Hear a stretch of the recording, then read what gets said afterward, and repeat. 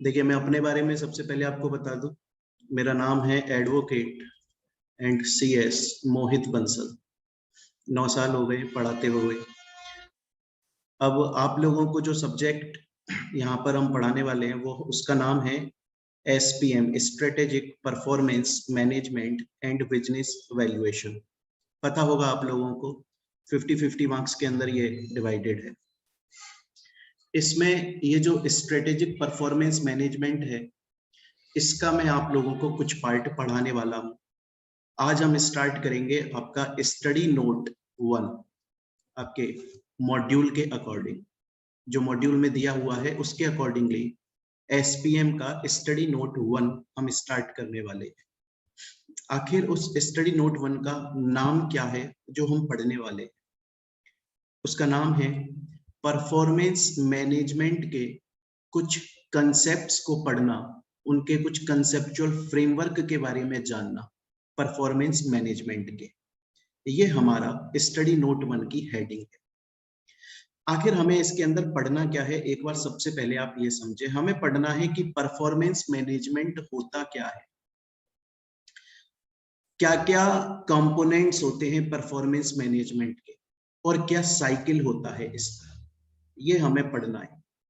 तो सब कुछ स्टार्ट करने से पहले मैं आप लोगों को एक कहानी सुनाना चाहूंगा, एक एग्जाम्पल बताना चाहूंगा। एक बार शांति से उस एग्जाम्पल को सुनेंगे आप सभी स्टूडेंट्स। देन उसके बाद में यहाँ पर हम अपने थ्योरी वाले पार्ट पर आएंगे।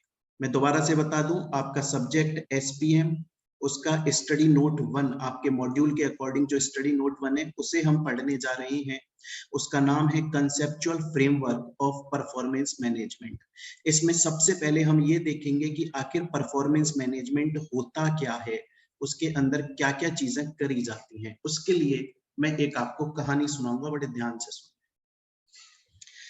देखिए, ये जो भाई साहब यहाँ पर आपको दिख रहे हैं, इनकी एक खुद की कंपनी है और उस कंपनी का नाम है सोडी गैराज एंड कंपनी। और यहाँ पर जो भाई साहब आपको दिखाई दे रहे हैं, ये भी अपनी एक कंपनी चलाते हैं। इनकी कंपनी का नाम है गड़ा इलेक्ट्रॉनिक्स कंपनी। ये दोनों बिजनेसमैन हैं, दोनों की अपनी अपनी कंपनीज हैं और ये आपस में बात कर रहे हैं। हमें इनकी बातचीत समझनी है एक बार।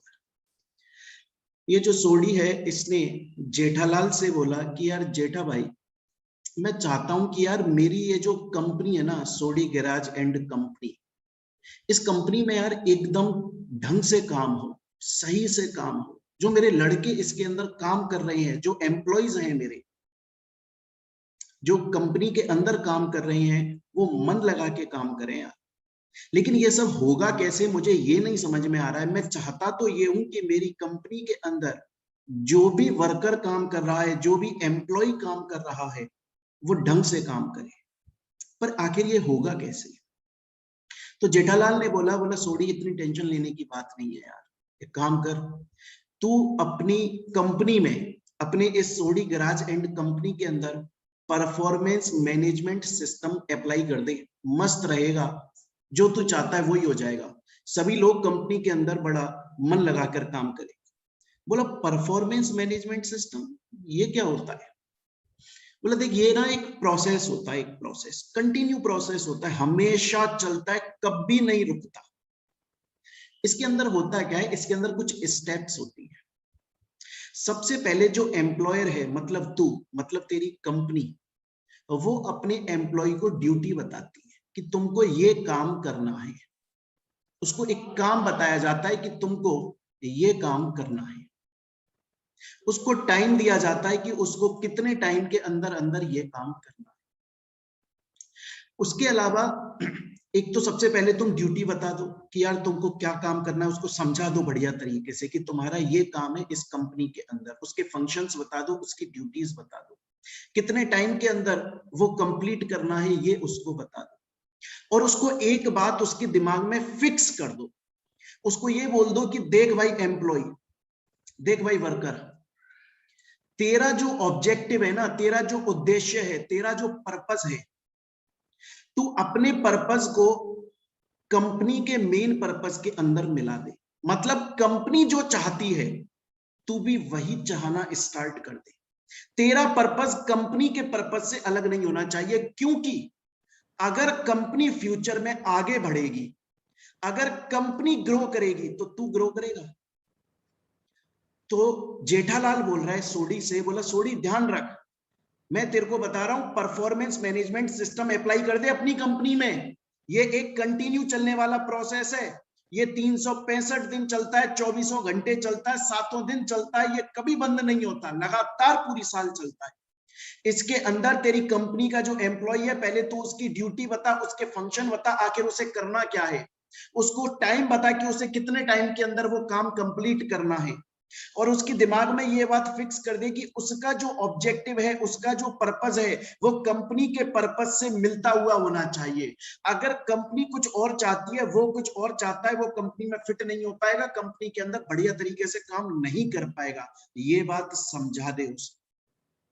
अगर कंपनी आगे बढ़ेगी तो वो बंदा भी आगे बढ़ेगा।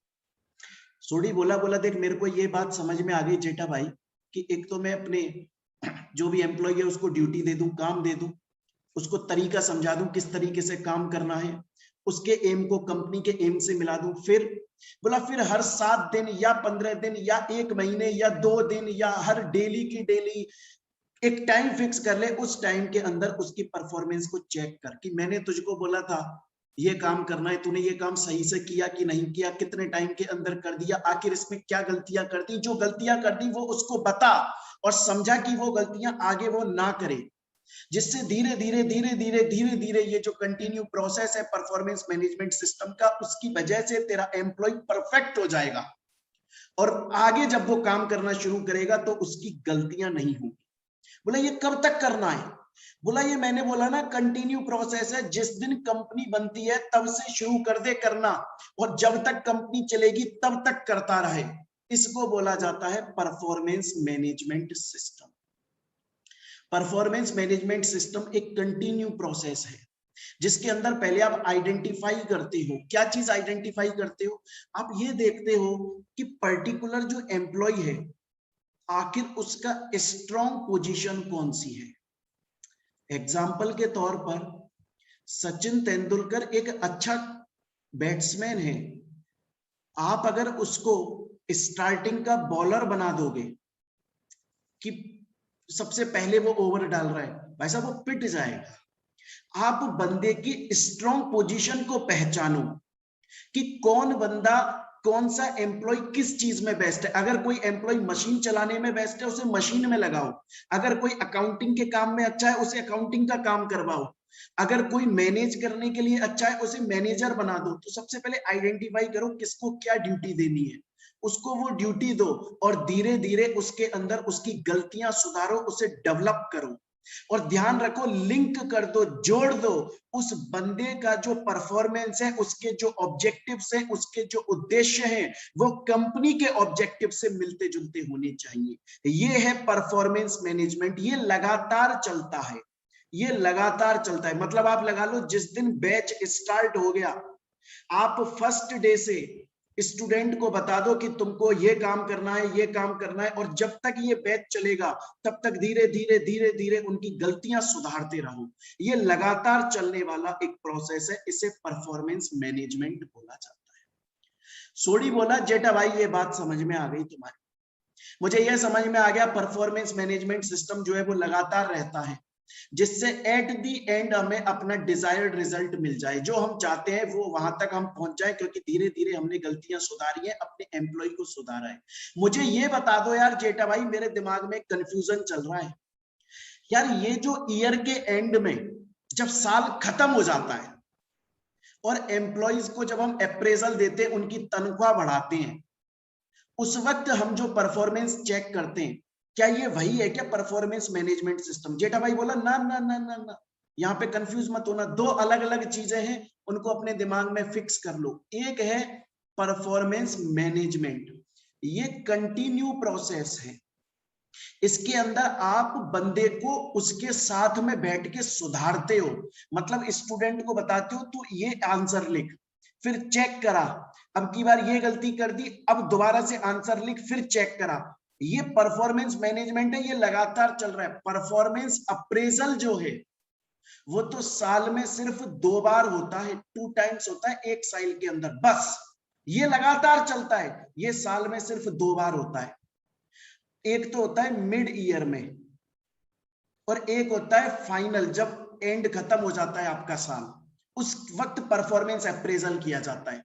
उसमें जो एम्प्लॉयर होता है ना, ये जो कंपनी होती है, उसकी गलती सुधारती बुधारती नहीं है, बस उसके पूरे साल का परफॉर्मेंस देखती है और उसके हिसाब से उसको या तो मोटिवेट आगे बढ़ा देती है या फिर उसको नीचे उसकी सैलरी कम कर दी जाती है।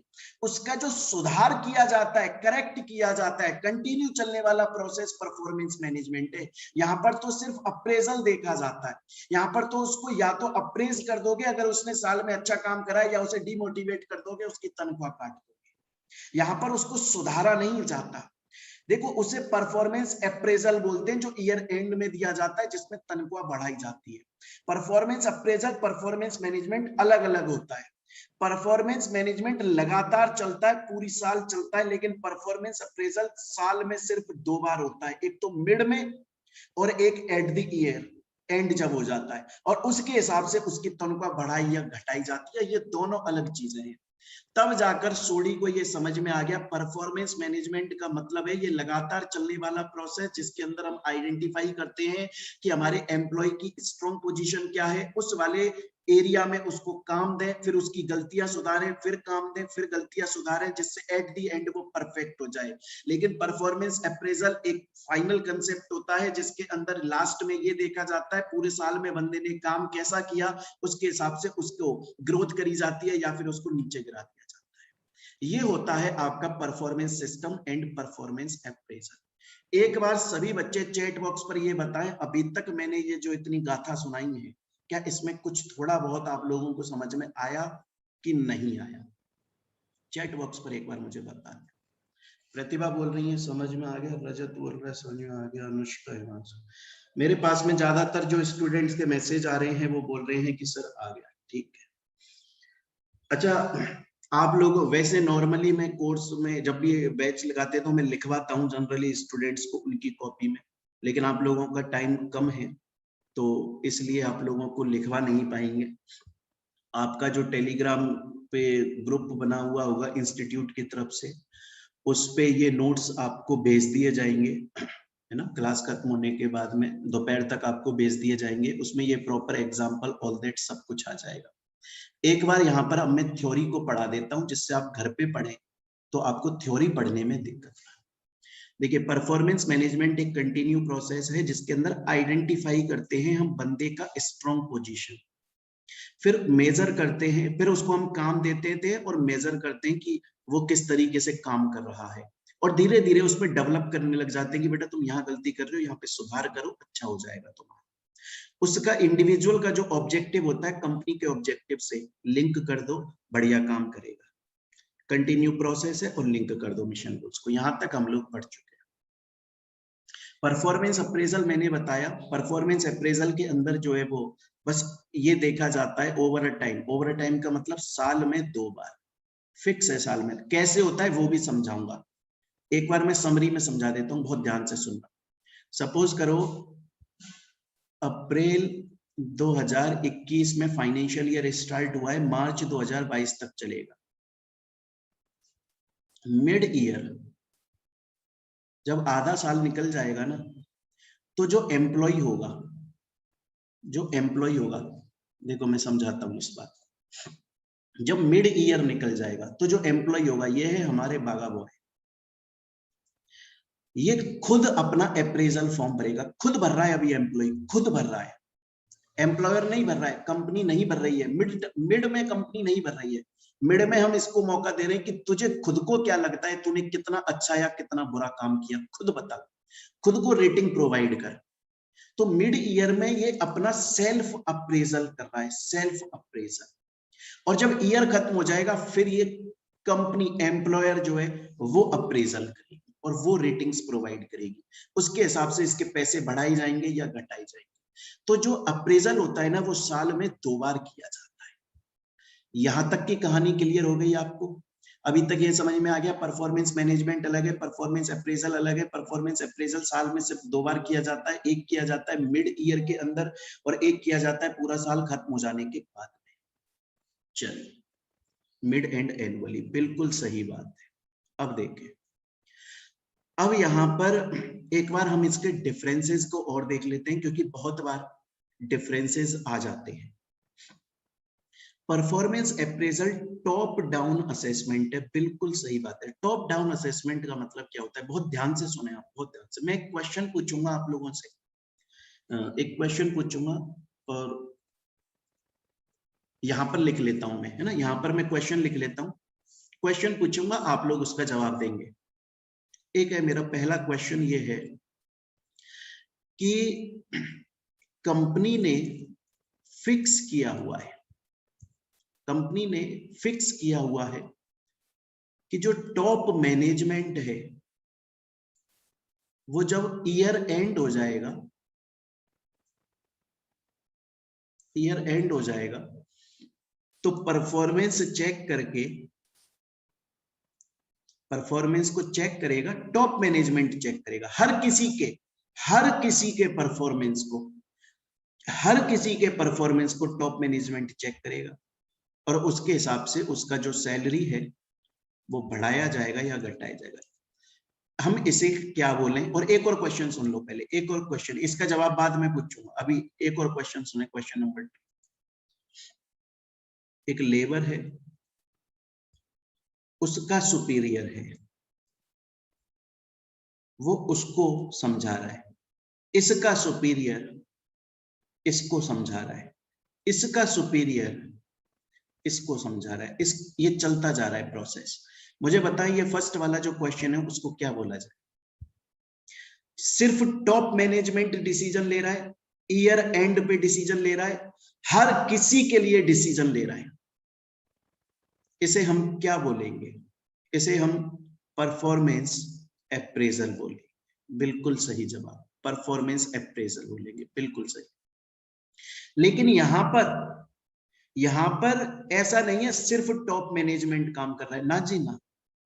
यहां पर उस लेबर का जो टॉप है वो उसको बोल रहा है, उसका ऊपर जो बैठा है वो उसको बोलता है, उसके ऊपर जो बैठा है वो उसको। ये है परफॉर्मेंस मैनेजमेंट, ये है परफॉर्मेंस मैनेजमेंट। ये एक जॉइंट प्रोसेस है। यहां पर हमेशा टॉप डाउन असेसमेंट, यहां पर एनुअल अप्रेजल किया जाता है, ये एक कंटिन्यू प्रोसेस है, लगातार चलता रहता है। यहाँ पर रेटिंग्स दी जाती हैं, यहाँ रेटिंग्स नहीं दी जाती बल्कि सुधारा जाता है, यहाँ पर डेवलप किया जाता है इंसान को। यार रेटिंग्स नहीं देते, यहाँ पर डेवलप करते हैं।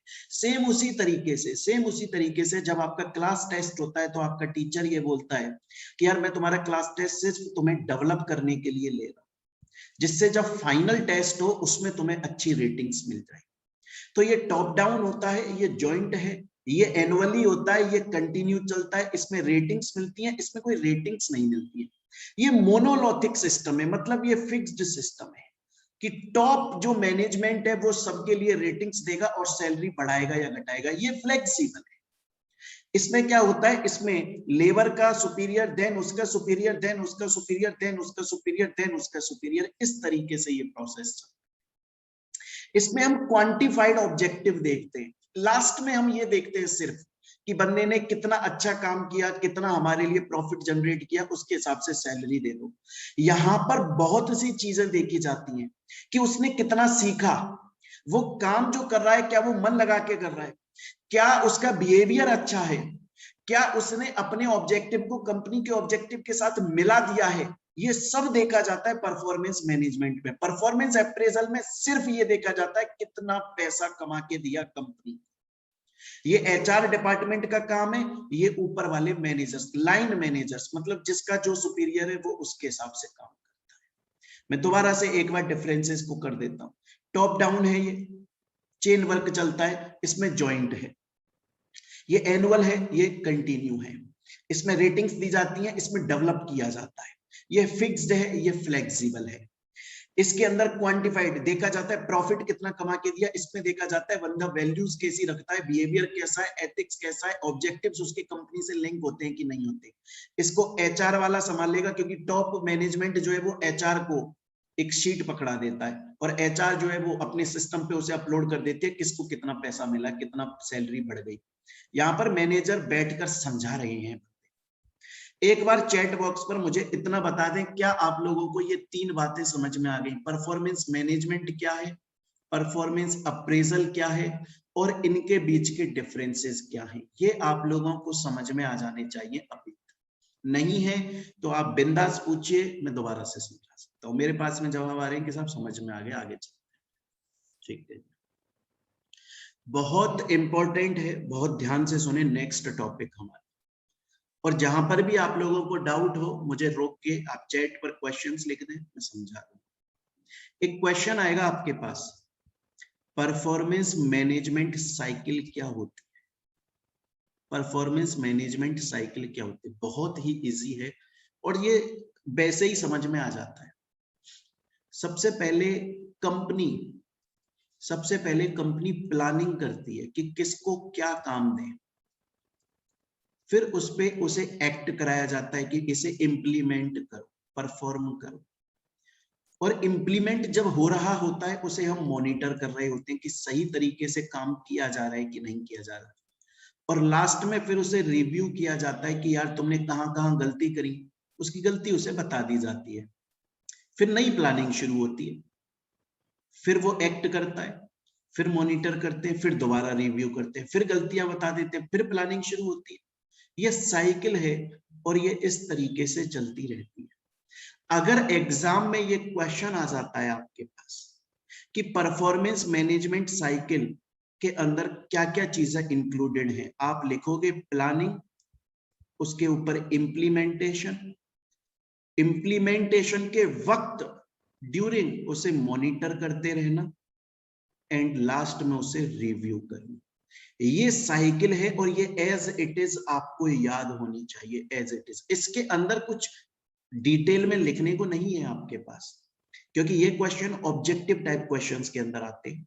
और किस तरीके से क्वेश्चन आता है मैं वो भी समझा देता हूं। क्वेश्चन दिया हुआ होगा, 4 ऑप्शन नीचे दिए हुए होंगे और बस पूछा होगा परफॉर्मेंस मैनेजमेंट साइकिल का कौन सा पार्ट नहीं है। एक दे देगा प्लान, एक दे देगा एक्ट, एक दे देगा मॉनिटर और उसके बाद में दे देगा कंप्लेंट। आपसे पूछा जाएगा कौन सा परफॉर्मेंस मैनेजमेंट साइकिल का पार्ट नहीं है, आपको टिक मारना है कंप्लेंट इसका पार्ट नहीं है। ये साइकिल आपको याद रखनी है, बहुत ही इजी है, बहुत ही इजी। आप जब पढ़ाई करते हो तब भी पहले प्लानिंग करते होंगे कैसे पढ़ना है, फिर उसे पढ़ने लग जाते होंगे। मॉनिटर आप खुद भी करते हैं, आपके टीचर भी करता रहता होगा कि भैया ये पढ़ रहा है सही से नहीं पढ़ रहा है, और बाद में आप टेस्ट देकर रिव्यू करते हो क्या चीजें आपकी सही हो चुकी हैं, कहाँ पे गलतियां, उनको सुधारो, कैसे सुधारो, दोबारा प्लानिंग करके एक्ट करो, चलेगा ये साइकिल। चैट बॉक्स पर एक बार कंफर्म करें क्या ये यहां तक का कंसेप्ट आपको समझ में आया कि नहीं आया, और अगर नहीं आया तो बिंदास बोलिएगा कि साहब नहीं आया, दोबारा समझाओ, मैं दोबारा समझाऊं। मैसेजेस आ रहे हैं कि सर समझ आ गया, ओके वेरी गुड, ठीक है।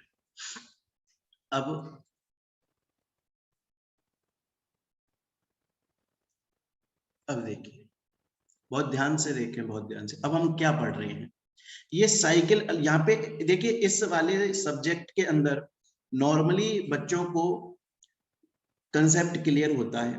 फर्क इतना होता है उन्हें ये नहीं पता होता कि हमारा टॉपिक आखिर हमसे पूछ क्या रहा है। तो वो किसी भी टॉपिक के अंदर कुछ भी लिखकर आ जाते हैं, क्योंकि काफी हद तक काफी कुछ मिलता जुलता होता है इस सब्जेक्ट के अंदर, मैनेजमेंट के अंदर। आपको टॉपिक को बहुत अच्छे से ध्यान में रखना है। हमसे पूछ रहा है कंपोनेंट्स बता दो परफॉर्मेंस मैनेजमेंट के कंपोनेंट्स। अगर इस टॉपिक को मैं ना भी पढ़ाऊं तो ऐसा नहीं है कि आप इसे अटेम्प्ट नहीं कर सकते, कर सकते हो, लेकिन अच्छे तरीके से आपको ये पॉइंट्स याद होने चाहिए, मेन ये हेडिंग याद होनी चाहिए। अगर कभी भी मैनेजमेंट, परफॉर्मेंस मैनेजमेंट हमें करना है सही से, तो पहले प्लानिंग करो। प्लानिंग में क्या होता है, बहुत ध्यान से सुनना, बहुत ध्यान से सुनना। प्लानिंग के अंदर, प्लानिंग कभी भी ना सिर्फ कंपनी नहीं कर सकती, अगर एग्जाम में ये क्वेश्चन आ जाए कि प्लानिंग करी जा रही है और सिर्फ एम्प्लॉयर प्लानिंग कर रहा है, ये गलत है साहब। प्लानिंग हमेशा एम्प्लॉयर प्लस एम्प्लॉय, ये दोनों मिलकर प्लानिंग करते हैं कि हमें पूरे साल में आखिर क्या करना है और कौन से ऑब्जेक्टिव अचीव करने हैं।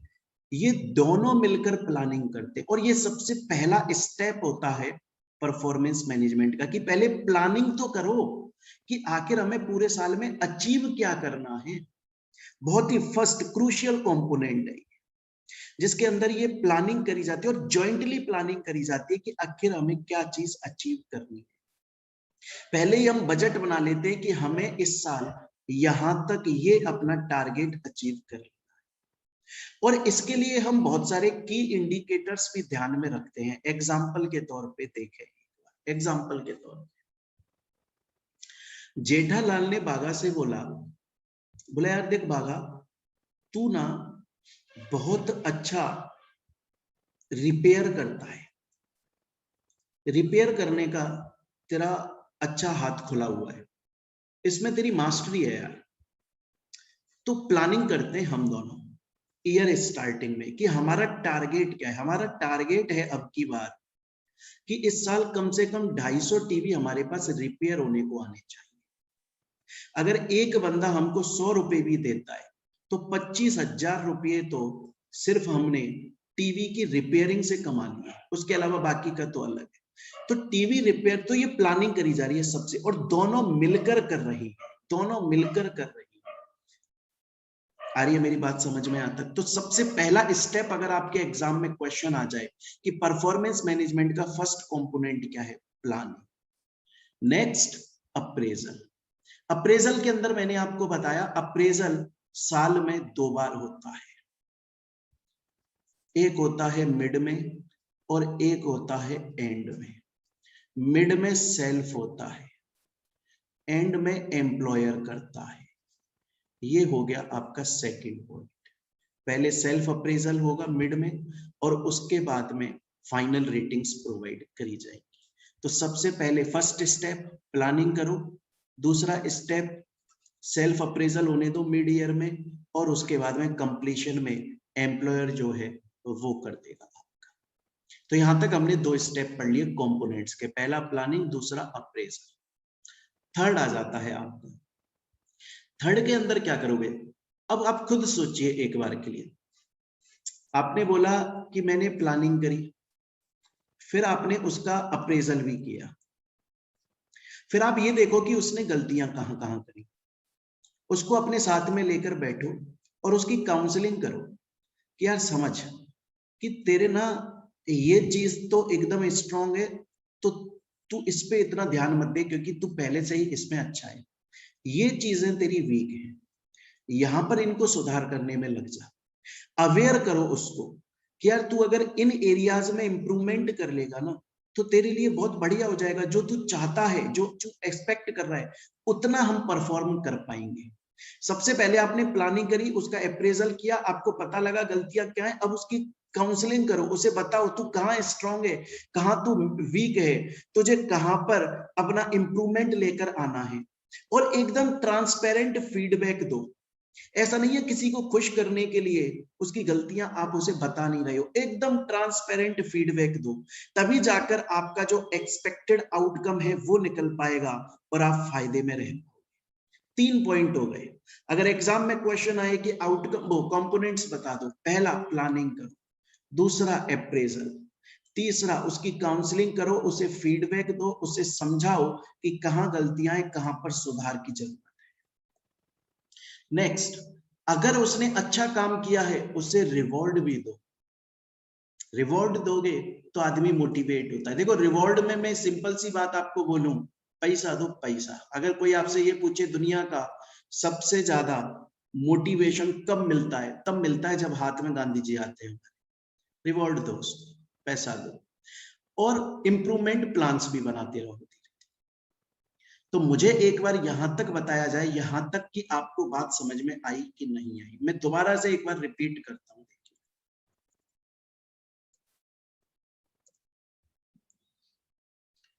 दोबारा से हम लोग देख लेते हैं। परफॉर्मेंस मैनेजमेंट एक कंटिन्यू प्रोसेस है, ये लगातार चलता है। उसके अंदर आप पहले आइडेंटिफाई करो बंदे की स्ट्रॉन्ग पोजीशन, काम दो, उसे मेजर करो, सही से कर रहा है नहीं कर रहा, मॉनिटर करो, रिव्यू करो और गलतियां को डेवलप करो। उसका ऑब्जेक्टिव कंपनी के ऑब्जेक्टिव से मिला दो, सेम चीज।